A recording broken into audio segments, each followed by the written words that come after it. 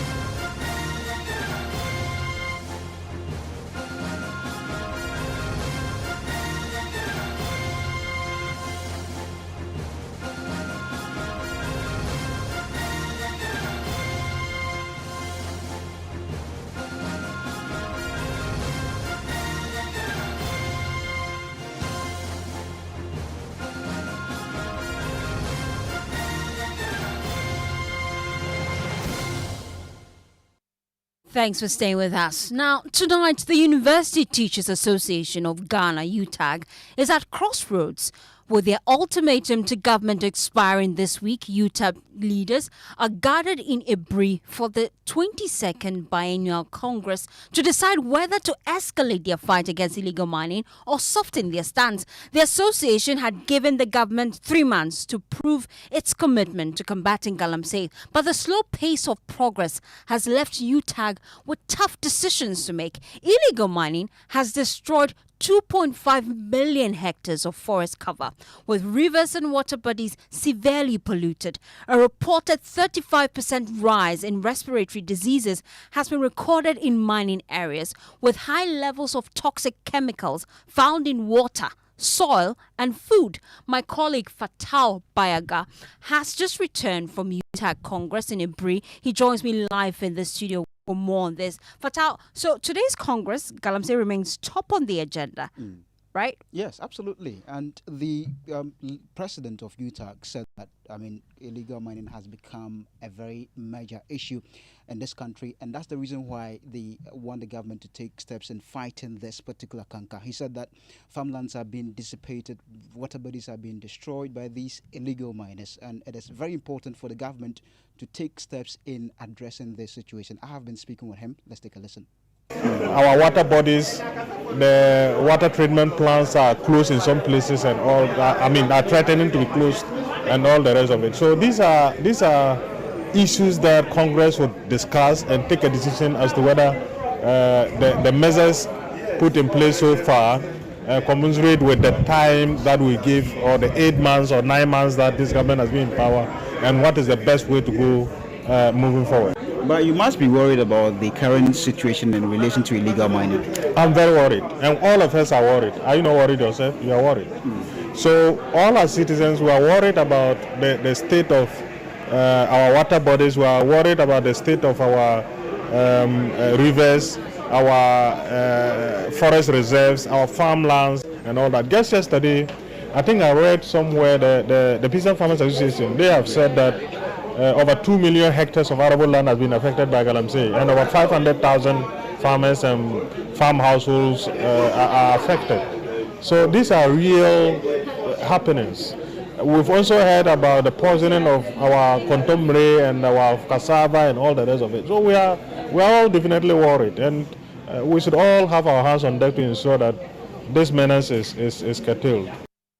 Fatal, there's also been a shake-up in UTAG's leadership ahead of this Congress. Bring us up to speed on that. Absolutely, Faustina. So, interestingly, Akurugu took this very bold stance. He said that they were going to give the government a 3-month ultimatum to fight the illegal mining crisis. But As we speak now, he has handed over to Vera Fiador. She is going to lead the union now.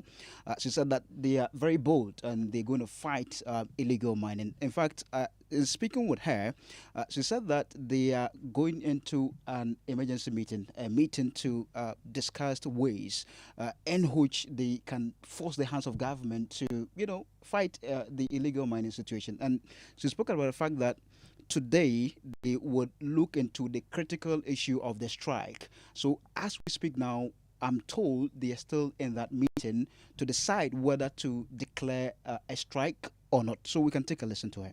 I'm sure we will take tough decisions. One of them would actually also be to, should I say, task the media to do a very good job of engaging the relevant stakeholders, bring the news to the people, ensure that all the people who are affected in one way or the other begin to understand the issues adequately. UTAG will do its best to help the nation. So yes, we're going into a NEC meeting. We will make some decisions and of course, as we are a teaching and research body, so when we put all our information together, we would like to take the most appropriate decision. And once we do that, we'll inform the media. Will the strike be part of this? We are not a body that likes to take strikes for the sake of taking strikes. So if the need arises, we will advise and do the appropriate thing. Until then, we stand ready to help Ghana. We want maybe the repeal of the LI that allows mining in the forest reserves. We would want the media to join us.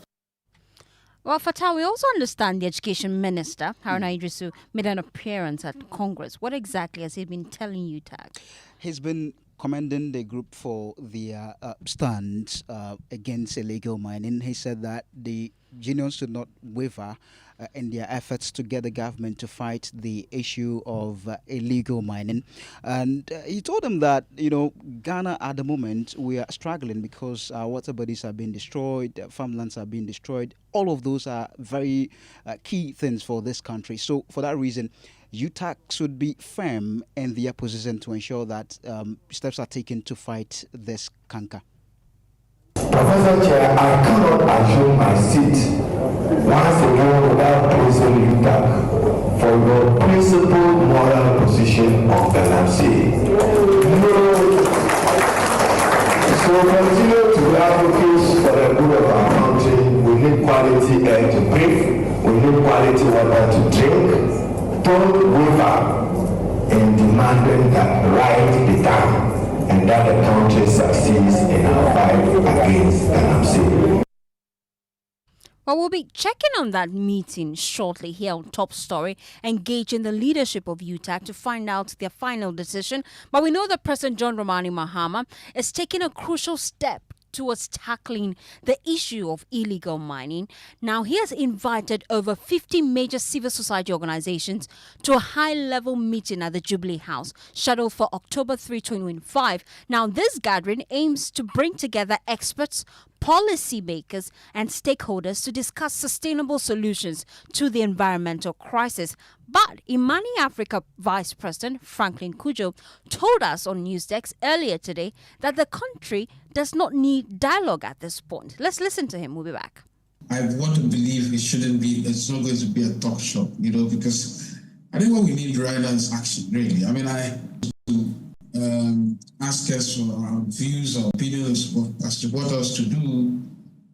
Frankly, I don't understand why we are meeting, but I suspect that maybe solidarity with the president, maybe he wants to hear whatever we have to say. But frankly speaking, I think we all know what to do. And other than maybe meet and greet, I really don't know what else we're going to discuss at this meeting. Really. I mean, we've been having frank discussions ever since that came to a head. You recall the last administration, matters came to a head. The presidency, we just played the insert of the former president, the Twitter's life on the line, and that was the highest point we've ever gotten to, right? Mm-hmm. Then what everything started unraveling, and now we are here again. Well, the Director of Governance, Justice and Peace at the Catholic Bishop Conference, Reverend Father Michael Kwaku, said that they will want nothing but a decisive action that prioritizes the nation. Though I agree with my brother Franklin that action is what is most needed now, It's always good. It is always good to talk and to dialogue. Who knows what might come out? The president has called us. We will oblige. We shall be there. We will listen to him. We shall also engage and articulate what we believe is good for our country. So we will be there. I've been in conversation with my superiors already about it. A delegation is being put together, so we will be there. But what we are expecting is clear, and it is nothing different from what we have said before. We want action to save our environment, to save our life as a people, to prioritize the life of the nation above pecuniary interest, and whatever stands in the way of such action has to be done away with.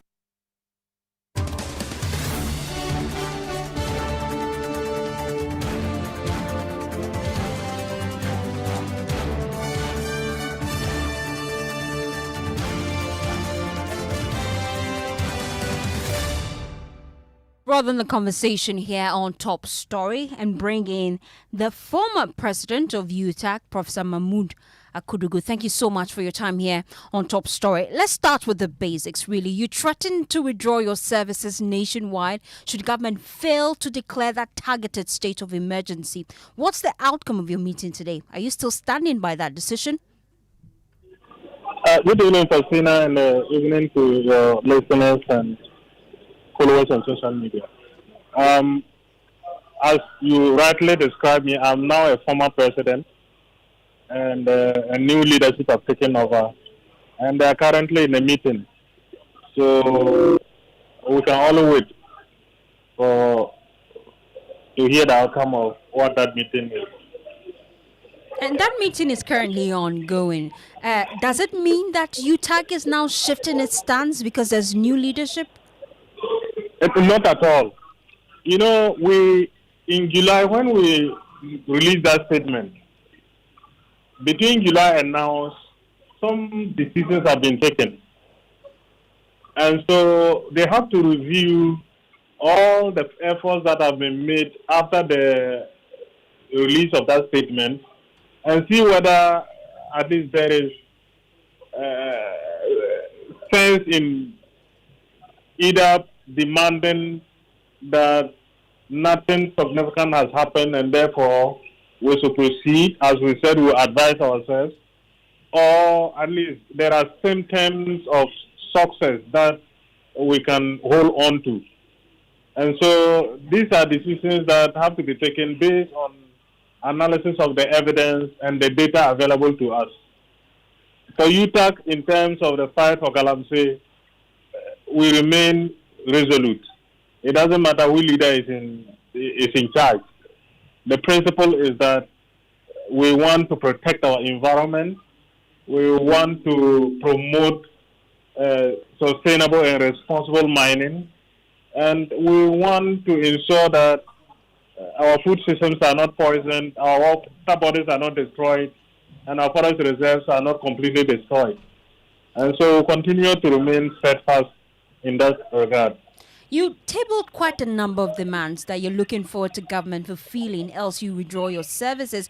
You tell me that this meeting you're going to be analyzing some of the key demands that government have already met. From where you sit currently, what are some of the demands that government have met that you think can alter your next line of action?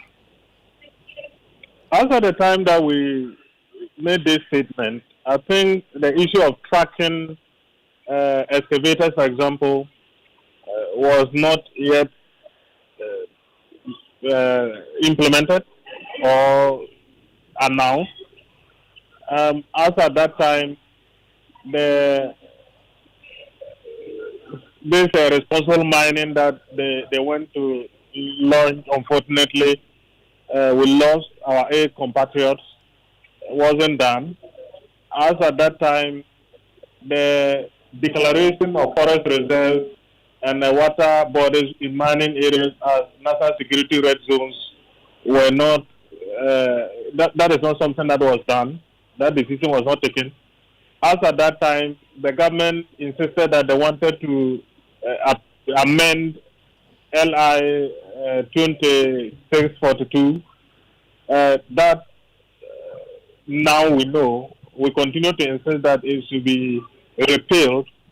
We have not been told by the president that it will be repealed when Parliament resumes. And I think a number of others that I cannot mention here.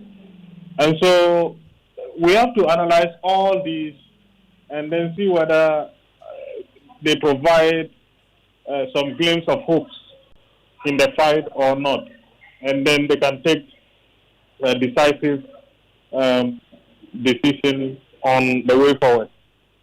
So will you back down on that industrial action because there's a glimmer of hope? Is that the case? But I'm not saying that there is glimmer of hope. I'm saying that it is for the new neck to analyze and see whether there's a glimpse of hope. If they think so, that is what their decision will be. But at this point in time, as a former president, I cannot get into their minds to know what is going to happen. And let me also indicate that we have been invited by the president as part of the civil society engagements that he's doing on Friday. The new executive will be going, and I'm sure all that will inform what decisions they'll be taken and then going forward. Interesting about that meeting you just made mention of. What are your key expectations as you head into that meeting? We've been hearing from the likes of Imani Africa raise concerns that at this point in time we do not need dialogue. We need action. You disagree? Well, action must be contingent on dialogue. And action also can trigger more dialogue.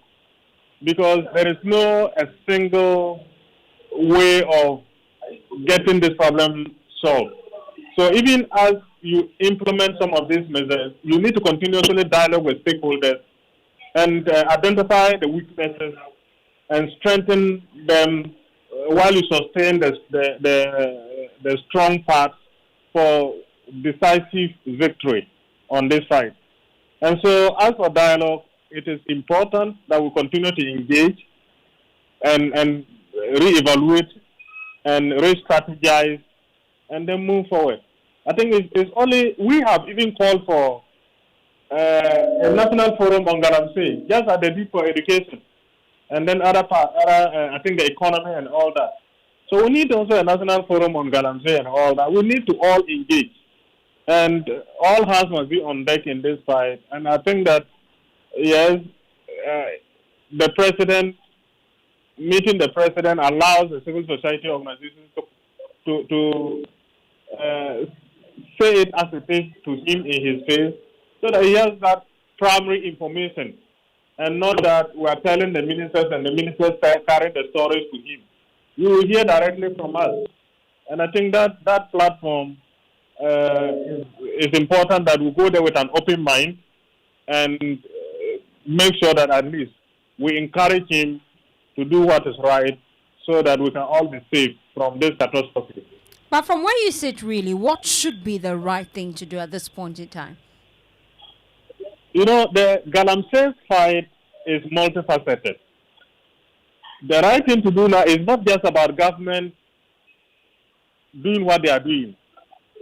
Our traditional authorities, the key stakeholders, the people in those mining areas, in fact, the campaigns of Galamsey, those bank rollers who buy those excavators, the chamfan machines, and all the rest of it, we must find a way of identifying all these people and dealing with them.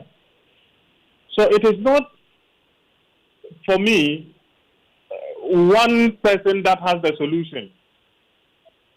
And so all of us must get on deck, and that is why the government must be transparent and admit where they are unable to effectively operate.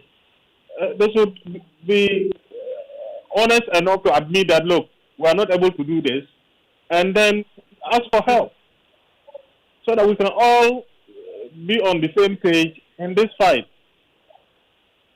stay with me because I'll come back to you. Now we know that there's new leadership with UTAG. I'll come back to you to find out what exactly your expectations are of them and especially the kind of legacy you want to be leaving behind. But my colleague Michael actually joins me in the studio just with details of that invite from the presidency to key civil society organizations, 50 of them actually. And Michael, just tell me who they are and what we're expecting in the coming days. Well, this is signed by Callistus Mahama, the secretary to the president, firstly. And this is actually dated the 17th of September 2025. For good reference, I'll mention that for now. Now, this says an invitation to CSOs on engagement on illegal mining. Then he goes on to talk about the date that is going to be Friday, 3rd October 2025 at 12 noon at the Jubilee House. And it says that on the instructions of Excellency President John Dramani Mahama, I'm pleased to invite you to participate in a civil society engagement on illegal mining. It says this engagement aims to provide a platform for frank and constructive dialogue between the government and the civil society organizations on the menace of illegal mining with a view to harnessing collective expertise, perspectives and solutions to address this national challenge. And it goes on to sort of copy some of the organizations that they've invited. We know here that some of the vocal groups, the Catholic Bishops Conference, last week they released a statement, Christian Council of Ghana, Ghana Pentecostal and Charismatic Council, the Office of the Chief Imam, Ghana Muslim Mission, Arocha Ghana, Imani Ghana, then Institute for Democratic Governance, IDEG, Center for Democratic Development, CDD, firstly. Interesting. Now, you've been trying to reach some of these civil society groups. They appear to be tight-lipped. Why exactly? Well, firstly, so there are two major categories of people. Those that, first of all, want to wait until after the meeting is concluded. And then those that will only talk to, or even in fact clueless. There was one that we spoke to that doesn't want us to mention the name, that told us that, in fact, they didn't even hear of this announcement. Don't forget that this letter is dated 17th of September. That's well over a week ago, firstly. So it only means that some of them are only finding out today, barely 48 hours to that particular crucial meeting. They are still not aware. They've not received the formal letter. And he says that he's clueless about what exactly the content of that conversation is going to be because their demands are well known out there. So these are two groups of people. But there's also appear to be a final one that may explain the position of these groups now. And this is just coming in from eco-conscious citizens, which I will say what we know ahead. They've been very vocal about illegal mining over the past couple of years. And this is a statement that sort of tells us what they are going to be doing, that they are going to be going silent. And it says that, there's a statement that was just released yesterday. It says, "Morning Ghana, people so pathetic." And if you want me to, I could just give you a bits and pieces of it. It says, "This is eco-conscious citizens' final message to social media before we disengage from media engagement for a week of mourning."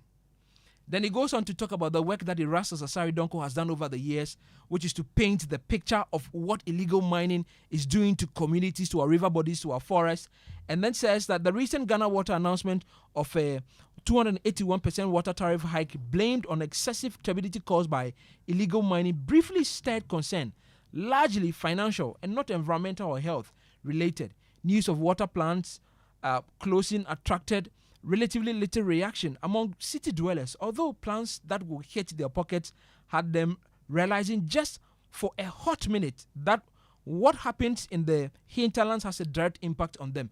And this is eco-conscious complaining bitterly that there's so many instances where big stories come up, big issues come up, and there's not the engagement on it is on the surface. And for them, they have disengaged following this statement for a week of mourning. And during this time, we don't expect to hear from them. We've been trying to reach them actually, and that's exactly what they've told us, that they won't be talking to us. So for us, this is possibly what we expected for some of the groups. Eco-conscious taking the lead. Many others don't want to talk until after this crucial meeting with government. You've heard some of them say already that their stance are well known and may not change going into this particular meeting, Fosti. Thank you, Michael. Just giving us an update on all the key issues that have happened so far. I still have with me Professor Mamudu Akudugu. He's former president of UTAG, still with us here on Top Story. Prof, as we wrap up the conversation, what are your expectations of the new leadership and the kind of legacy you want to leave behind? Well, my expectation is that they'll keep the fight and they'll keep the fire burning until success is achieved. And how soon will that meeting end? Probably within the next 1 hour or so. We'll be back at you on all our bulletins here on Newsnight, on television, on Joy Prime, to get updates as to if indeed UTAG will live up to the expectations of Ghanaians. Thank you so much, Prof, for your time here on Top Story. My name is Faustina Safo. Top Story, as always, is brought to you by Telecel Connecting Energies. Have a pleasant evening as you enjoy the rest of our programs.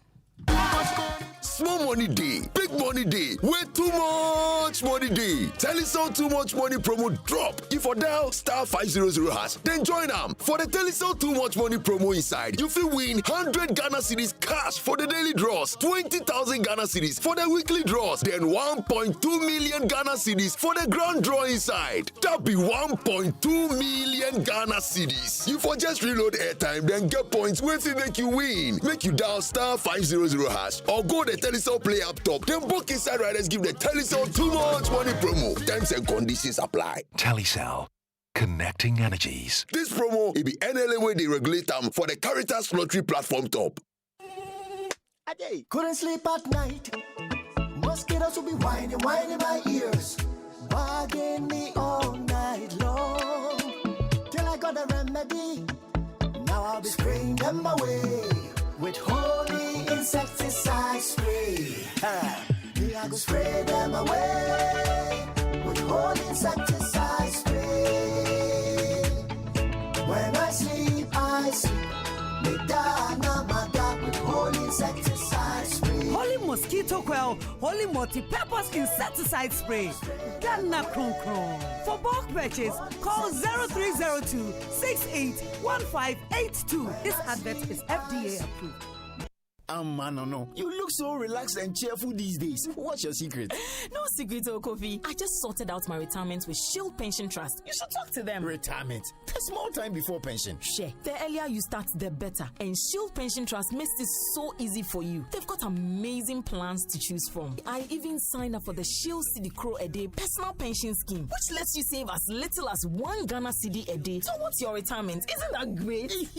1 cedi a day. Exactly. And the best part is, I sign up automatically on the Dachia Promoting plan, which guarantees me medical insurance when I go on retirement. Hey, you've convinced me. I need to sign up now.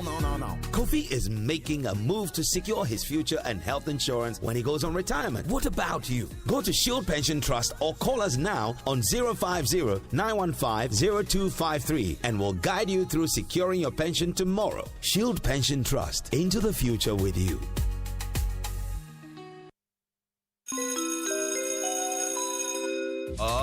Announcing Ghana's first unlimited photocopier leasing. Yes, from just 983 Ghana cedis, you can lease a multifunctional photocopier and print unlimited. Yes, unlimited and free paper every month. Guess what? That's not all. Toners, repairs, and maintenance all are free. And oh, I'm not kidding at all. And we cover the whole country. Yes, the whole country. What are you waiting for? Just visit us at www.valexlease.com or call 0244 644048. I repeat, or call 0244 644048. Remember, terms and conditions apply. Valix Lease, affordable document management solutions.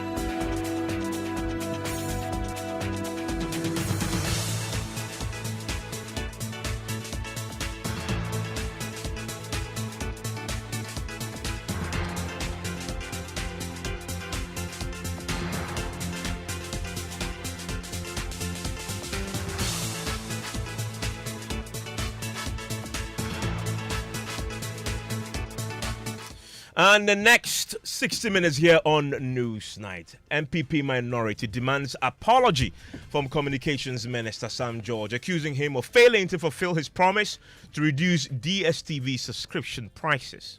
The kind of language that Honorable Sam George used and the kind of, and for him to come up yesterday to tell us that he's not been able to call for even a single sexual reduction on the cost that we pay on DSTV, we think is unfortunate.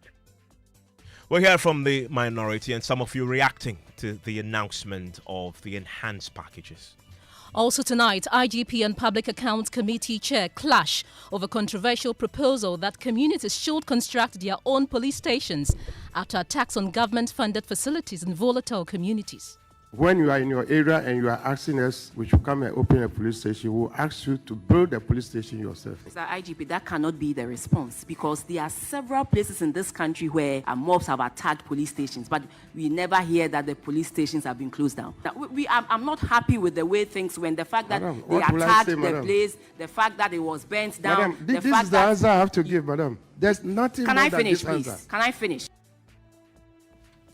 More as prisons board raises alarm over 10 million CD feeding budget for inmates remains unreleased despite approval, leaving prisoners to survive on just 1 CD and 80 pesos per day. After the consultations, President actually instructed that the amount should be increased to 5 CDs, and that's an amount of 10 million, which was supposed to cover the last quarter of the year, was to be released. But it is yet to be released, even though the approval has been given. Also tonight, Child Rights International called for a thorough audit of social systems within schools after Ghana Education Service removed Assistant Headmaster of KNUST Senior High School from his position following a disturbing viral video showing him fondling a female student. If the Minister of Education is interested in this matter, I think that they have to do a proper audit on social systems of our schools to determine whether we even have the infrastructure to be able to do all these things. You want to stay with us for that, plus in business. Visiting IMF team to assess government's revenue reforms, including the removal of COVID-19 levy. And in sports, GFA draws fuel from World Cup qualifier budget for Central Africa and Comoros matches. Also slashes impress from $60,000 to $10,000. We have details in 50 minutes. And some good news on the health front as Ghana is set to roll out HIV prevention drug next year, bringing new hope in the fight against the virus. I want to hear from you tonight, 055-1111-997. My name is Evans Mensah. And I am Pearl Ofuri. And let's start, Pearl, tonight with that controversial subject around DSTV and its prices. Yesterday, we saw some George announced new measures on the back of that long month meeting and negotiations that had happened. But tonight, he is under pressure from the MPP minority in Parliament. They are asking him to apologize to Ghanaians for failing to fulfill his promise to reduce DSTV subscription prices. Yesterday, after more than a month of negotiations and public disagreements between the minister and officials of Africa's pay TV giant, an enhanced content package for all DSTV bouquet was announced. Listen to some George.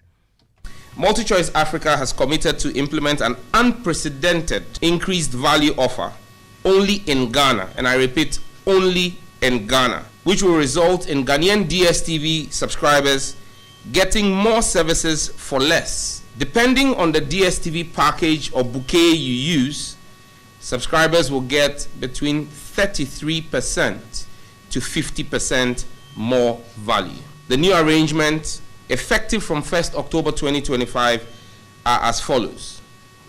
For those who are on the Paddy Bouquet subscription, you currently pay 59 Ghana cedis. When you pay 59 Ghana cedis, you get upgraded automatically to Access, which is valued at 99 Ghana cedis, and you get 35 more channels. The committee will reconvene in 3 months to evaluate the impact of this initiative. And that is George Day announcing one of the packages, but there were additional packages that he announced yesterday. I want to commend them for their goodwill towards subscribers in Ghana, and the committee is of the view that this increased value offer addresses government concerns, it reduces pressure on Ghanaian households, while ensuring the sustainability of the DSTV service in Ghana. In addition, MultiChoice Africa will provide a 555 Ghana cedi subsidy for the Zappa decoder and dish kit. New customers will therefore be able to get the Zappa and dish kit at 50% of its current price. So yet another 50% discount for subscribers. Well, as you can imagine, the whole day has been the talk of town. Some of you have been reacting to this when we hear the streets to seek your opinion on the matter. I think the price still needs to come down so that to make it easy access to everyone. A lot of people want to have access to it, but because of the price restrictions, they are not able to get access to it. So I think the price still needs to come down, regardless of the number of channels that are on it. Some of the channels, the movies, they keep repeating the movies like till like we don't enjoy it. Like we don't enjoy it. If the channel should be the same and then reduce the price too. These days, a lot of people are busy. Like I don't think you can even watch all the channels on the DSTV. And I'm speaking for myself. I haven't even watched. I just have like 3 favorite channels that I watch. So I don't think adding more channels to the already existing channels would actually make a deal for us. They should just work on the prices. So a few of you there talking to us on the streets of Accra today on this very interesting subject that has been dominating the headlines. In fact, on X, it's still trending, Pearl. Many of you still talking about this. One of them, Ghana Yusu, says, even without DSTV, you can watch the Real Madrid match and all the UCL matches live, and they're also already promoting their own pages. And then you have Mayor Deborah, who says the new DSTV bouquet value increments effective October 1, and then they go through the breakdown for you what you can and cannot get under that particular offer as announced by the communications minister yesterday. And Evans, there is more. This one from Prince Osei says, to be honest, this feels like telling us you were going to bring Wachi prices down, only to come back saying the leaf is now bigger, so the price stays the same. We asked for cheaper Wachi, not extra shito. Value is great, but price reduction was the promise. This is a U-turn. And there are more. This one says, Honorable, you started off boldly challenging multi-choice on social media, but now it feels like you've gone from a challenger to running their campaign for them. This one also says, it's only DSTV that continues to win in this. I should continue to pay 380 Ghana cedis for 12 additional channels. Aside live matches, there is nothing on DSTV to watch. Evans? But there are others also on X who believe this in effect leads to a price reduction. You have Sadiq Adams, for example, says, so basically from tomorrow, DSTV Premium in Ghana is 570 instead of 865. If you still want to pay 865, that's your choice, because 570 gets you everything 865 gives, right? He says there. And then you have those who are so skeptical, as you pointed out in some of the posts that you've shared. Kojo Sheldon, for example, says it did all the talking just to get us an already existing DSTV promo, he says. So already this is showing to be one of those dividing issues, and the minority is wading into this right now. I want to bring in Matthew Nyandam. He's a ranking member of Parliament's Communications and Information Committee. He's also the MP for Bandai constituency. Joins us on the line right now. Matthew, thanks for your time here on Newsnight. You say that the Communications Minister must apologize. Why? Thank you, Evans. I'm grateful for this opportunity. Just like I said earlier, from the minority side of Parliament, we think that some should be apologizing to Ghanaians for the kind of headlines he's created in the past. And I'm surprised listening to him. I was wondering if it is not Sam George, because he started doing the PR for multi-choice. How did it start? Some came strongly advocating that he's not even calling for a reduction. He's giving a percentage of 30% reduction of DSTV charges. He went ahead. When they were not complying, he gave NCA a fiat to fund DSTV 10,000 daily to obey the directives that he has given. All of a sudden, we are being told that he's offering us an enhanced package. Who told Sam George that that is what Ghanaians wanted? Ghanaians wanted a price reduction, and he's compared the amount of money we pay to Nigeria. And today, this promo he's talking about is something that is ongoing. Some should swallow his pride. come out and let us know that, look, Ghanaians, my interest was to cut down prices for you, but unfortunately I've not been able to do that. This is what I got. And then see if Ghanaians will be with him. I mean, but people are seeing that nothing happened. I'm sorry. He's just trying to throw dust in the eyes of the public. I mean, but he hasn't done anything. Matthew, if you talk about price reduction, let's look at Compact Plus. Currently, Compact Plus, you pay 570. You pay 570, you get a premium bouquet, which is currently worth 865 cedis. In other words, you get premium at a far lower cost. If you do the net off, that's a saving of 295. So for those who are on Compact Plus, they get premium. In fact, you can downgrade and still get your Compact Plus bouquet and channels and just pay 380 cedis instead of 570. If that is not price reduction, what is? That is not price reduction. That is not what Sam called for. How many channels do you watch a day? And I've listened to some of the people you interviewed on the streets. Sam knew very well that he could have done what he's talking about today. He could have done that. But he's talking about a cut in price. And that is the key. For you to run back, put your tail in between your legs, and become the PRO for DSTV today. Do you know the kind of pain Sam has alerted the workers of DSTV to? Are you saying that, look, if DSTV is not complying, he's going to take them off this country? Can you imagine the pain? Are you a DSTV subscriber, Matthew? I do. Are you on Premium or Compact Plus? Well, I am on Compact Plus. Okay. How much do you pay a month? I believe you should be paying 570. What's the name? Ivan. Yes. How much I pay. I am on Compact Plus too. It still remains the same thing. But here's the thing, though, Matthew. It's the same thing he did when he was talking about cost of data. Matthew, I am on Compact Plus. He said data was very expensive. He was coming to make sure that prices come down. Only for him to come and give us another package. Matthew, let's stick with the DSTV prices. You are on Compact Plus. I'm on Compact Plus as well. 570 is what we'll pay. At the end of this month, or from tomorrow, when I'm due to pay my next subscription, instead of paying 570, I will pay 380 and still get the Compact Plus bouquet. That's a reduction, isn't it?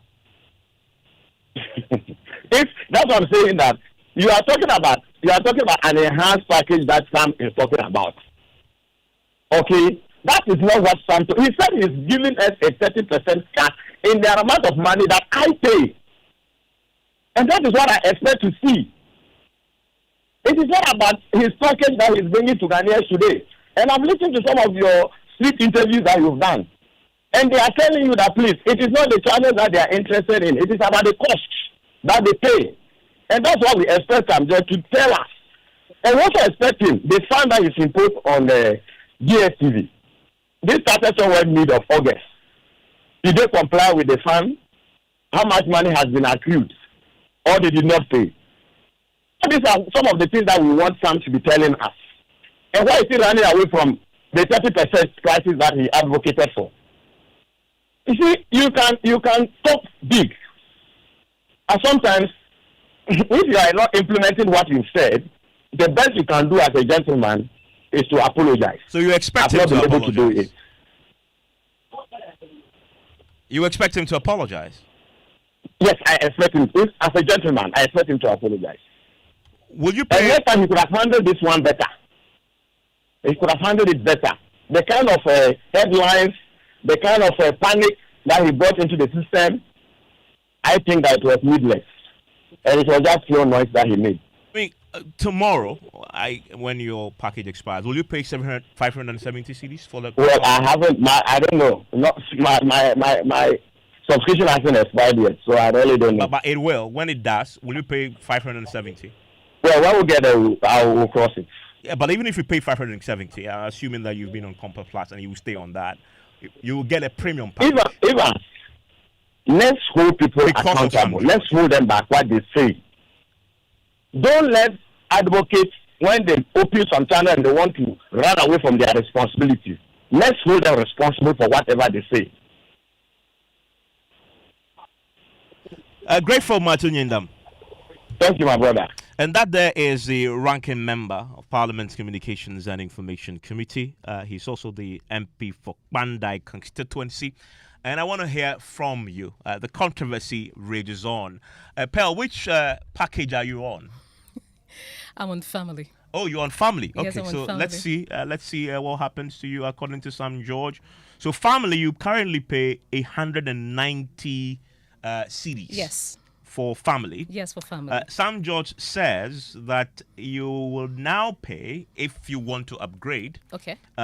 You will now pay 190 and then you get compact. Okay. The compact bouquet. So you get more channels. More channels. Aha. Would you stay, the real question really is, would you stay on compact?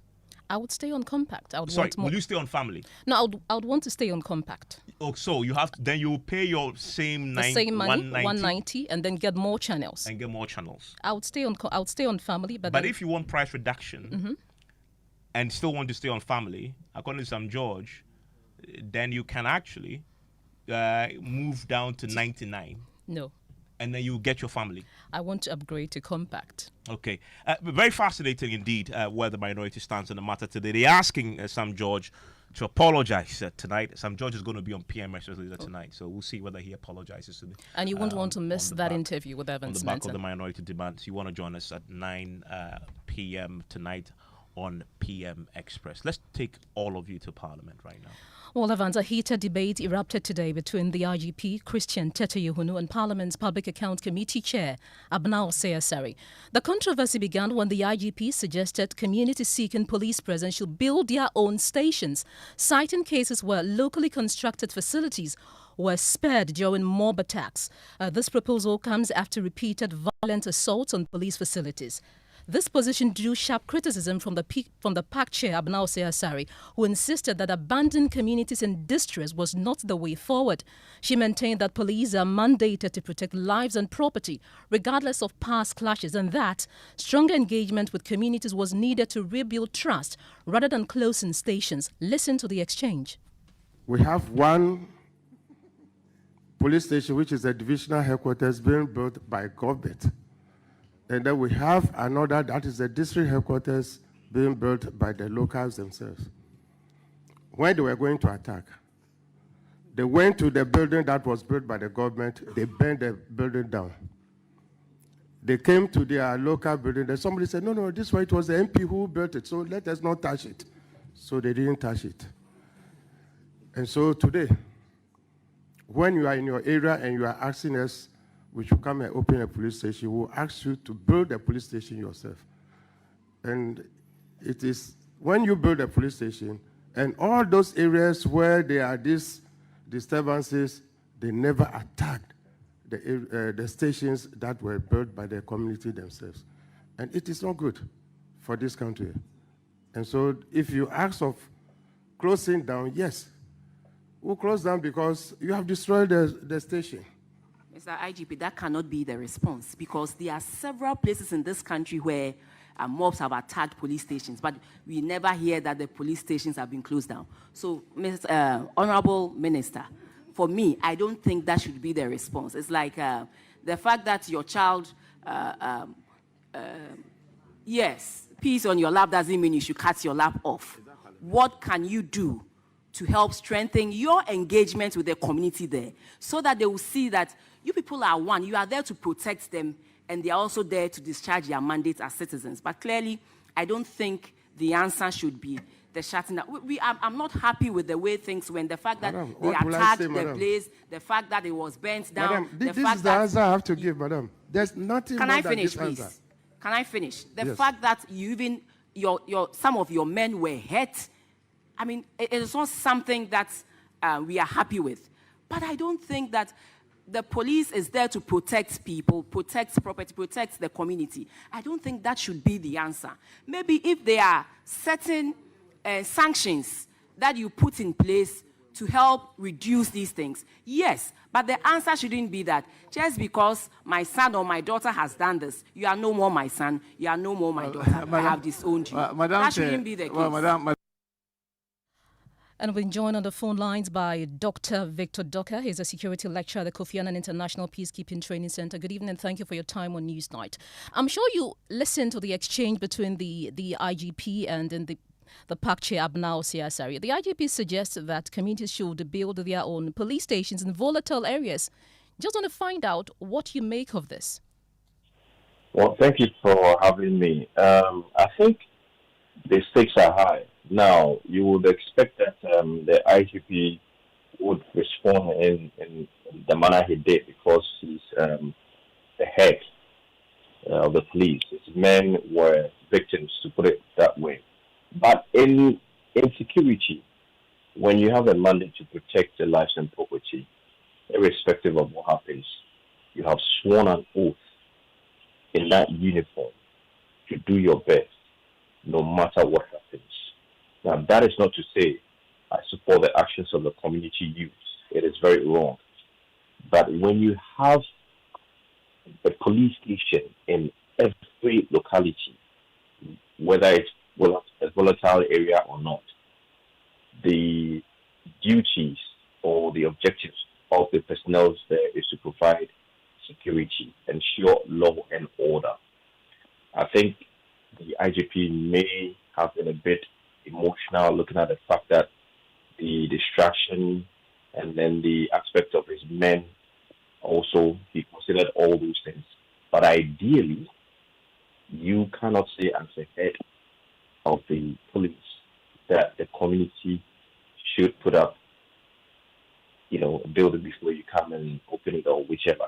I don't think that's the way to go. The Member of Parliament suggested one thing, engagement.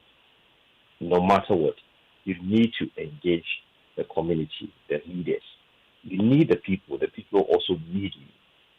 The people are there. For the fact that some section of the youth have done this doesn't warrant that they are not part of the services rendered by the police service. So I think they have to go back to the negotiation table, dialogue it out, and then if they have to identify the issue who did that, the law should take its course.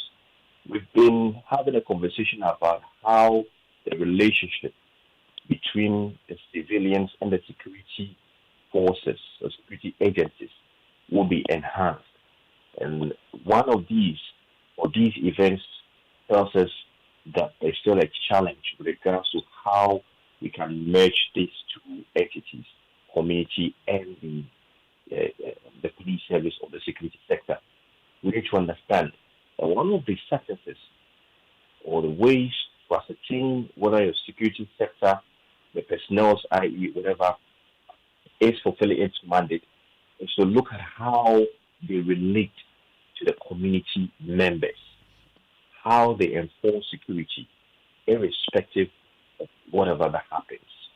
I think we need a lot of sensitization and education for the people themselves that anytime you are not happy with the situation and then you attack a state institution, it is a crime in itself.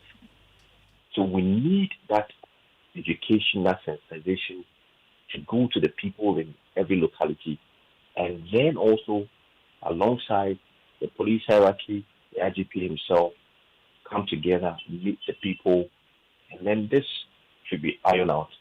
Irrespective of what happens, I don't think that anyone, irrespective of their capacity to render services, should limit or should put a cap with regards to how the services should be rendered and put some sort of caveats to it. I don't think it's going to order well for the community themselves and then the police at large. Dr. Docker, in your view, as a security lecturer, how do you think the service can rebuild trust with residents while still protecting its officers and facilities belonging to the police? Dr. Docker, please, can you hear me? Dr. Docker? We seem to have lost Dr. Victor Docker. We'll try and reconnect the lines, Evans, and get more from him on this. Well, let's stay with the Public Accounts Committee and talking about the security agencies. We heard today from the prisons, the Director General of the Ghana Prison Service, Patience Bafoboni, raised concerns before the Public Accounts Committee about the persistent challenge of feeding inmates. Guess what? She disclosed today that prisoners are still being fed on 1 CD 80 pesos, of which only 1 CD is spent directly on meals after suppliers take their profit. Gladly, we proposed 10 Ghana cedis and were granted 5. And after the consultations, President actually instructed that the amount should be increased to 5 cedis. And that's an amount of 10 million, which was supposed to cover the last quarter of the year, was to be released. But it is yet to be released, even though the approval has been given. And I also want to put on record that reference to the question of how we have managed the 1 CD 80 pesos. I have to mention that the 1 CD 80 pesos, in actual fact, is not the amount that is even used to feed the inmates, because the food is supplied by contractors who also take their profits from same. So practically we are feeding 1 CD. And so as a directorate, we have come together to bring about a project we call the Director General Kitchen Support Project. And in that project, all prison facilities across the country are supposed to have gardens, a small fish pond, a poultry or something related to animal husbandry, which is supposed to support same. Let's bring in something, Lala Yinini. He's lawyer, but recently he's been part of Ghana Bar Association outreach to the prisons, and he joins us on the line right now. Samson, you went to the prisons, and you've been doing that quite a bit as part of your pro bono work and community service. When you hear the director of prisons say that the prisoners that you've been trying to help, they feed them with 1 CD 80 pesos, I wonder how that strikes you. Well, as we understand, the situation is changing to 5 cities from the 1 CD 80 pesos that has been the rate since 2012. This is woefully inadequate after 15 years of neglect. I'll say that what we need to do, and you recall that there was a time I was leading the advocacy, but decided to also raise, food funds for food supplies. Then I would mobilize and take them to the prisons and so on. That is not sustainable. So for a long time now, I've been pursuing a policy and legislative, reform. Thankfully, the former Attorney General was very accommodating of it. So we actually drafted a process, hoping that, first of all, we'll pass the community sentencing bill into law, which will mean many of the people who get to prison because of the custodial sentencing regime will escape prison. So you don't have to feed them in the first place. And then that decongest the prisons as well. Correct. But the feeding rate, there's a long-term approach to it. You can have a policy or a legislative process that allows for an automatic formula for adjustment that looks into,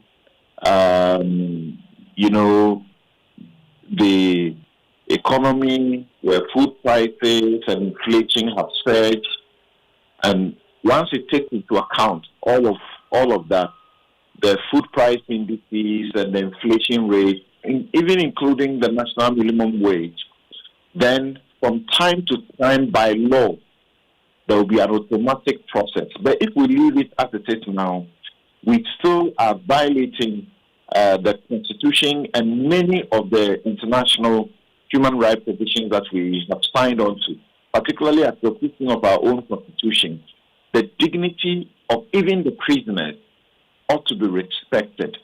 And 5 cities, I don't think will do anything. I mean, and the worrying part is that something very quickly. The worrying part is, from what we heard from the prisons director, the 5 city has been approved, but is yet to be implemented. I was making the point that most of the times when you hear that they are fighting in the prisons and so on, it boils down to food. Look, people should go in there and see what they eat. Sometimes just raw water and you put some 1 or 2, corn in there and they call it ekwebemi. You see the soup, it's just oil on top of water with some salt in the name of soup.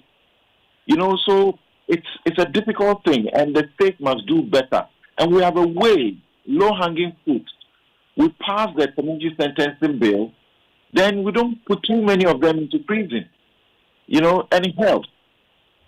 Yes, it does.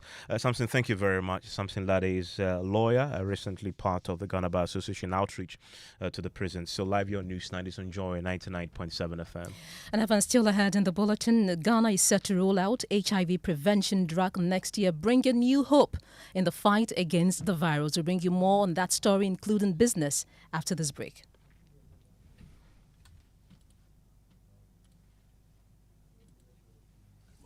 It has made life happen in lots of good ways. Mr. Kwanzaa, Minsaka insurance claim no. It has put together beautiful weddings. It has filled the bellies of boys at their favorite watchy joint. My guy, stop.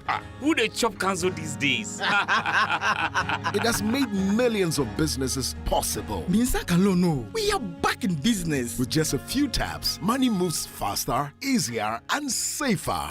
Momo understands the weight of your trust in us. We continuously enhance security with features like self-paying reset to help you protect your money. Momo will only call you with 0244 300,000. No MTN or Momo staff will call or ask for your PIN or one-time password. Do not transfer funds to anyone whose identity you have not verified. Do not approve any prompts you have not initiated. Momo, still Munsaka. Son, we are so proud of you for setting up this hospital. I really love those hospital beds and waiting chairs. By the way, did you import them? No, Dad, I didn't. I actually got them from Kindle Books and Stationery right here in Ghana. Wow. We also bought our office supplies, safes, executive desks and chairs from Kingdom, and they gave us expert advice on how to set up our office. Guys, that makes 3 of us. I also got our sofa and bedroom sets, plus our dining hall furniture for our new home from Kingdom. Wow, Mom, that makes 4 of us. I usually get my stationery items from Kingdom, and my teacher also mentioned that our classroom furniture was provided by Kingdom. So there you have it. Whenever you're thinking about setting up an office or acquiring furniture for your home, etc., Kingdom Books and Stationery should be your first port of call. With over 40 years experience in the industry, we stock and supply a wide variety of globally sourced office and home furniture, stationery and equipment. Visit our head office, Takweje, Osu near the Osu Cemetery, Tema near Community 4, Takoradi opposite Vijay Mays Plaza, Cape Coast University Bookshop, Spintex Road near Absa Bank, Atomic Center Point Mall, Winneba University Campus, KNUST, the University Bookshop, and Santasi in Kumasi. You can also visit our shop online, www.kingdomstoreonline.com. Hurry while stock lasts. For further inquiries, contact us on 050-162-0810 or 0302-764-101. Email info@kingdomgh.com. Kingdom Books and Stationery Limited, where quality and affordability is assured. Terms and conditions apply. At Star Oil, we believe fuel is not just a commodity, it is a lifeline. Every cedi saved at the pump is a cedi that helps a mother send her child to school. A farmer transports food to the market, or a young entrepreneur deliver their first order. Our mission is to make fuel more accessible by offering consistently competitive prices, helping ease the financial burden on Ghanaian households. In a country where transportation costs can consume nearly a third of household income, this is not just business. It's a social responsibility. Star Oil. still quality and affordable fuels for all. Are you clapping? Are you giving God the glory? Hallelujah! Every day you wake up shouting, my business is not moving. Customers are not coming. But look, my brother, my sister, who are you deceiving? Have you smiled today? Do you have the confidence to smile? Your face alone is chasing people away. Yeah! We all know that the problem is not a spiritual problem. The problem is a dental problem. She was saying, use Pepsodent charcoal toothpaste to remove yellow. Somebody shout amen. Craft your smile with Pepsodent charcoal. It removes stains and whitens teeth. This advert is FDA approved.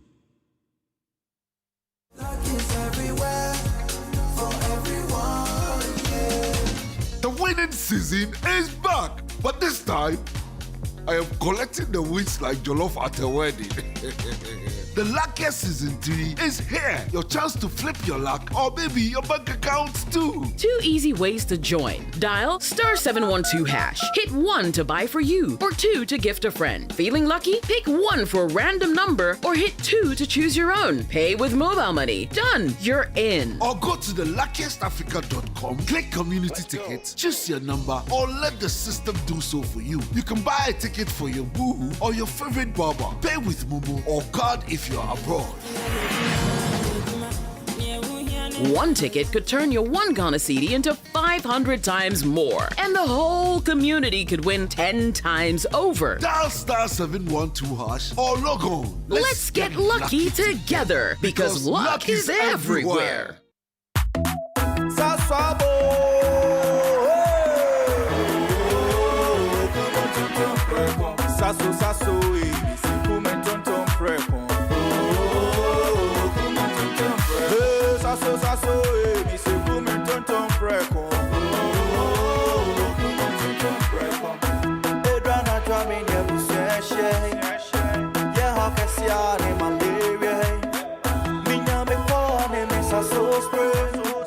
Every mosquito study run away.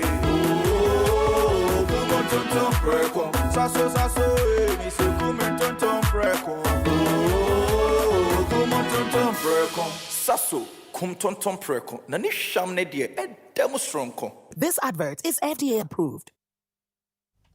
You're welcome back to Newsnight. It's time for business, and George Riafi is here. George, what do we have in business? Well, we have a lot, and coming up, Ghana's revenue mobilization and ongoing reforms could take center stage during the IMF review engagement with government later this week.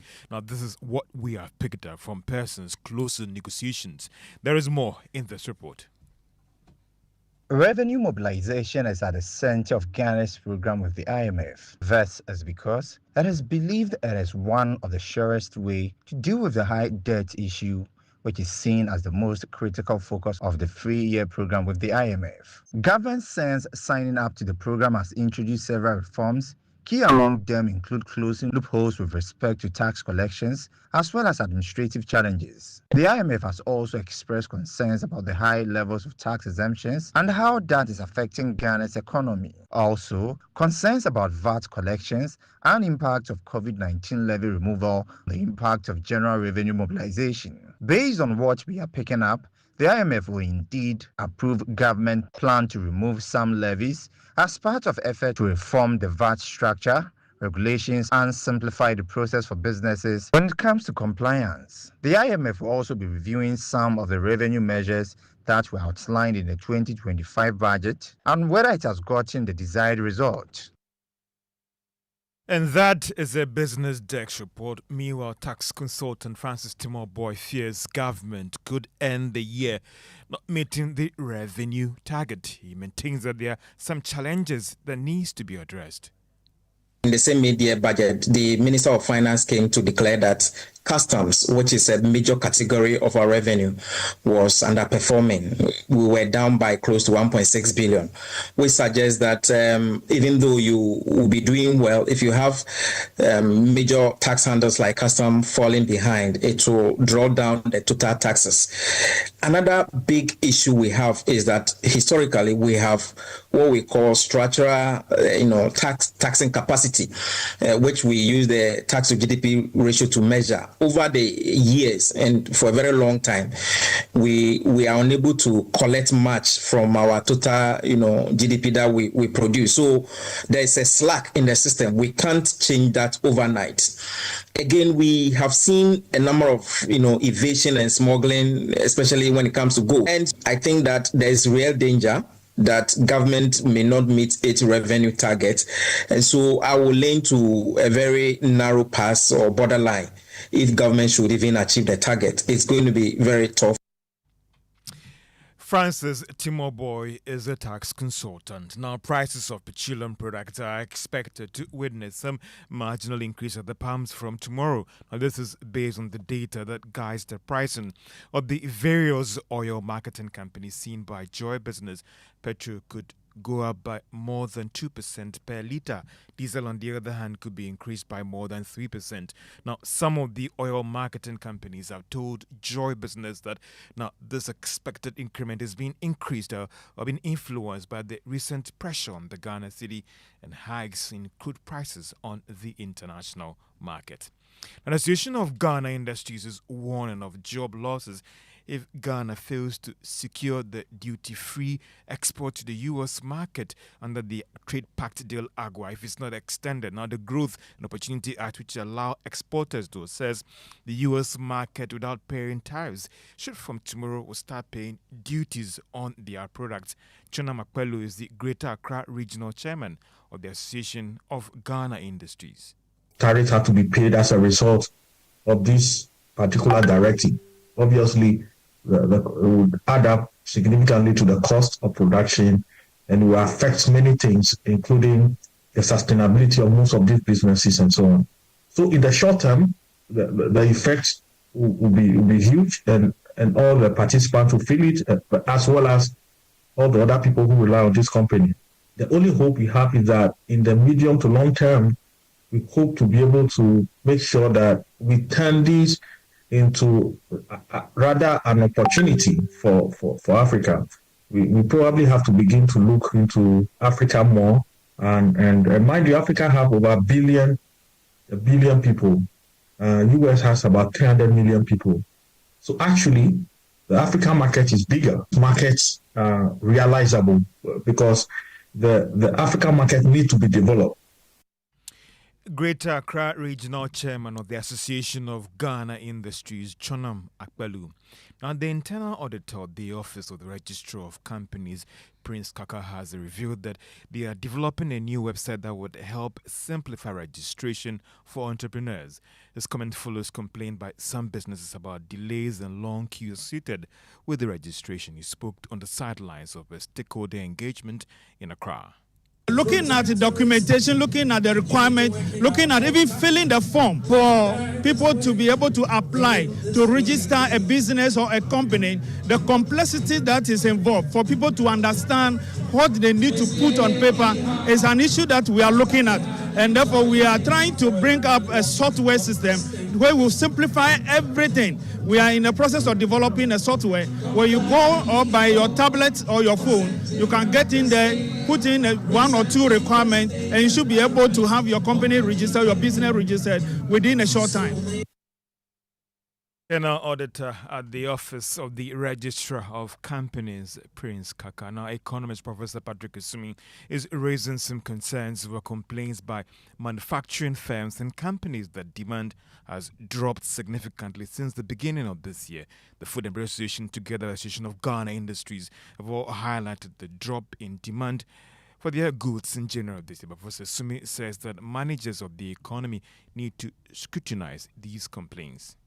It's an interesting thing to hear about the issue with the sales and consumption, because when you look at the data that the Ghana Statistical Service has released, first quarter household consumption expenditures grew 5%, second quarter 12.2%. So if the businesses are saying that consumption is going down, then something must be amiss. Something must be amiss, because the official data that has been put out doesn't suggest that consumption is going down. And that is economist Professor Patrick Esumi. Now, if you are a shareholder of ETI, was up by a peso to close at 91 pesos. That also of fan milk was up by 6 pesos and is now worth 5 Ghana cedis, 35 pesos. If you had invested on the Ghana Stock Exchange in January this year, you've made a return of more than 67%, far higher than any of those other investment instruments that are currently on the market. And that's all for business on Newsnight. Let's do sports. And Pearl will do it for us first. We have a lot coming up in the world of sports. And what do we have? We have the sports minister, Kofi Adams, saying that the GFA submitted an estimate for the final round of the World Cup qualifying matches against Central African Republic and Comoros to what he describes as acceptable range. According to him, the FA cut down their own estimates from over $2 million in the previous qualifying matches to $1.2 million after government earlier decided to cut that budget by more than $700,000. Let's hear from him. Impress, for example, that Office of the President had caused to cut the last time, had now even been reduced. It's now 10,000 instead of even the 20,000 that was approved the last time, or the 60,000 that was estimated. So you can see clear departure from what it is that we had the last time and now, meaning that we all are responding to the issues as directed by His Excellency. Some other components that existed in the previous estimates did not find space in these current estimates. What it means is that the FA has also agreed that as part of their management responsibility and some of the other funds that are raised, they could easily take care of issues to do with fueling their buses to perform functions of moving players from their camp to the stadium or any other place to airport and what have you. That's the Sports Minister, Kofi Adams. Mutao Nabila Abdullah, thank you for the latest in the world of sports, Evans. And you are live here on Newsnight on Joy 99.7 FM. There is pressure tonight on the Ghana Education Service with demand for it to carry out a thorough audit of social systems within second cycle schools following the removal of Assistant Headmaster of KNUST Senior High School, Charles Akwesiedu, who is seen in the viral video fondling the breast of a female student. Child Rights International is demanding action. Well, the Ghana Education Service says it has launched an investigation and prohibited Mr. Adu from entering the school premises. The Conference of Heads of Assisted Secondary Schools, that's CHAS, has strongly condemned the incident. CHAS President, Reverend Father Stephen Owusu-Sechere, expressed deep shock and disappointment, emphasizing that such behavior is unacceptable in any senior high school. I saw it a couple of days ago. I was speechless. I must say that I didn't know what to say. I couldn't watch it again because I didn't want to see it again. It's something that no headmaster would like to see. I must condemn it in all certain terms, and I cannot say much about that. I don't want to even watch the video again. It's something that shouldn't happen in any senior high school in this country. Well, Pearl, tonight we're also hearing from the National Council of Parent-Teacher Associations, and they're asking teacher unions not to defend the assistant headmaster. Listen to General Secretary Gapsin Kofi Raphael. The GES telling to step aside is a step in the right direction, but we don't hope that it will end there. We want to see clearly that the best of disciplinary measures should be given to him, and then he should be made to actually face the full rigors of the law. And when investigations are completed, we should be able to get a report that is also in the public domain for us to know what has actually, what transpired, what led to that particular incident. And I also plead with parents that we should also talk to our students. Yes, sometimes the students are vulnerable, but sometimes also, let's face the realities. Some of these things that happen, we also have a role to play to make sure that we don't allow our children to get to the school and put up behaviors that are counterproductive to whatever we expect of them. And we pray that the teacher unions should collaborate, because when these things happen, we don't want people to go behind the scenes and be trying to listen. This is a dent on the image and reputation of the teaching profession. Evans, we can now listen to the Executive Director of Child Rights International, Bright Appear, and he's calling for an audit of the social systems within schools. Well, he believes this will ensure that all educational institutions have comprehensive policies in place that safeguard both teachers and students from potential misconduct. The most important thing is that we need a safe school policy. Because if you look at the education strategic plan, clearly for the first time, we have decided to include the issue of child rights and child protection. So we need to give it flesh so that when we develop the safe school policy, and that would define a clear how students and teachers can have a relationship, and that relationship has enhanced their learning and has enhanced their social development, then we can ascribe certain punishment to it. That when you go beyond that, this is what our safe school policy says, and that would help us to determine whether some of these can be criminal or it can be civil. Because where I said a number of cases that we receive on a daily basis, it will surprise you that this is just the tip of the iceberg in terms of what is happening to our children in schools. And even if the Minister of Education is interested in this matter, I think that they have to do a proper audit on social systems of our schools to determine whether we even have the infrastructure to be able to do all these things. And on the basis of that, we can recommend that the state must take steps to develop a comprehensive policy that will safeguard the school system. Once we are able to do that, I think that people will not just take advantage of the system and then do anything that they feel like, because they are doing it because the environment is loose and nothing is controlling the environment.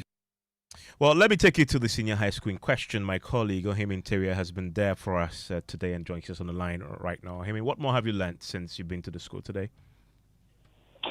Yes, Evans, when I visited the school today, it was a normal day as usual for both students and teachers who were busily going about their academic work.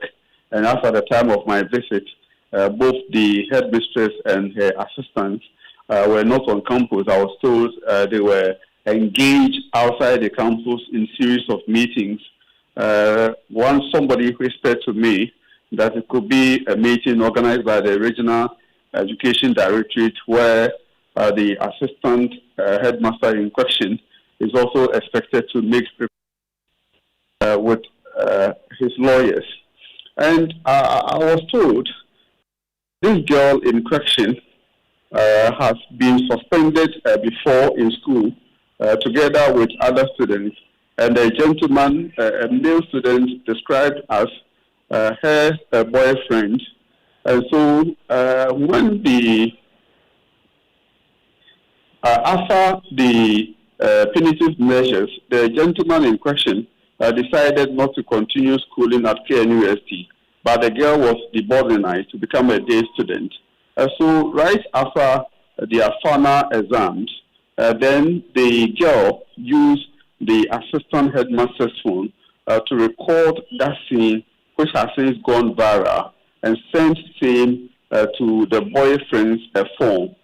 So people in the school suspect that it could be a way to pay back the assistant headmaster, perhaps for leading the charge in disciplining the student, the girl's boyfriend, and the other students. Yeah, but what I find really interesting is that it is actually the phone of this assistant headmaster that was used to film this incident of potential molestation. Do you have any clarity on this girl's age? Unfortunately, I don't have his age, but as to how she managed to have the headmaster's phone explains the fact that the two of them perhaps have been in alleged amorous relationship. So the whole scene is that if the two of us are in the same soup, how then do you lead the crusade for somebody to be punished? And then I also get punished. So the video, I was told, perhaps would have been recorded earlier but the students decided to release it after the final exams on September 19th. Thank you very much, Ahime. And of us joining us right now is Daniel Fenny. He's the Public Relations Officer for the Ghana Education Service. Good evening and thank you for your time on Newsnight. We know that investigations have started. When is it likely to conclude? Mr. Fenny, can you hear me, please? Hello. I was asking that we know that investigations have started into this incident. When are you likely to finish the investigations? Yes, we indeed expect that in a couple of weeks the investigations will be completed, and so finality or some finality will be brought to the matter. What happens is that as we have all monitored, we also received the video, and we have taken the first preliminary action because we believe that this investigation should be as much objective as possible, and it should run without any interferences from any quarters.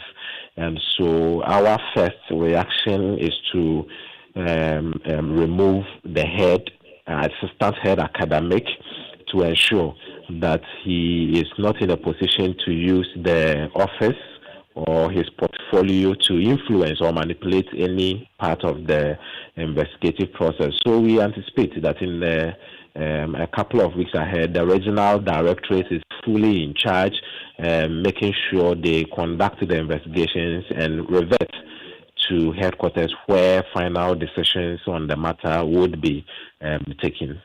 Yes. Do we know the age of the girl in question?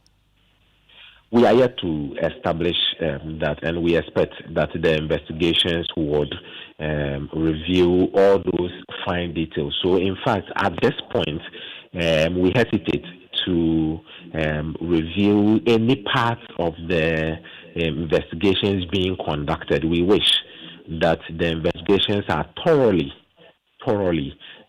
conducted so that we are able to take some good or great decisions out of that.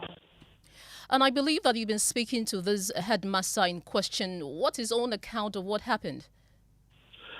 That is the exact reason for the investigations. So beyond what the regional directorate is doing, nobody is engaging him behind any closed doors. Nobody is engaging him on any personal level. At this point, it is investigations upon investigations, and that is left completely in the hands of the region he finds himself. You know, we encourage decentralization a lot, and so we believe that for a situation that happened in a school, the school is located in a district, and then the district is located in a region. So we expect that authorities, and we have empowered them, that the authorities in the district and the region conduct the investigations and feed headquarters, as we always do, feed headquarters with their findings. It is based on their findings or their reports that we are able to dish out the deserved punishment as per the code of conduct. Mr. Fenny, what sanctions are possible under the GES codes if this teacher is found guilty? Indeed, dismissal, that is not even in contention. However, we also know that issues involving sexual misconduct, with the Ghana Education Service, we can go as much as the code of conduct will permit us. But in cases where minors are involved, then we know that sometimes even the police are able to take over, or the legal processes are able to take over after we have done with that. So if he is found guilty, or indeed we are not able to work with somebody whose dignity, whose integrity, whose moral standards cannot be trusted. Daniel Fenny is the Public Relations Officer for the Ghana Education Service. Thank you so much for speaking to us. Just before we go, Ghana is preparing to roll out an HIV prevention drug, which operates like a vaccine next year, in what the Ghana AIDS Commission describes as a decisive step in strengthening the national response to the virus. This comes against the backdrop of more than 15,000 new infections recorded recently. The Commission says beyond the rollout, local pharmaceutical companies will be engaged in production while government explores new financing models to guarantee long-term access and support. And we can find more on this story on across social media platforms, also on myjoyonline.com. My name is Evans Mensah. And I am Pelo Furi. And guess who is joining us for... I nearly said Strong and Sassy, but this is Geek Squad. Yeah, this is Geek Squad. Yes. But you should join Strong and Sassy once because you're really strong. When I'm listening to you on Geek Squad. Tell me, what's up? Tonight we are talking IP addresses.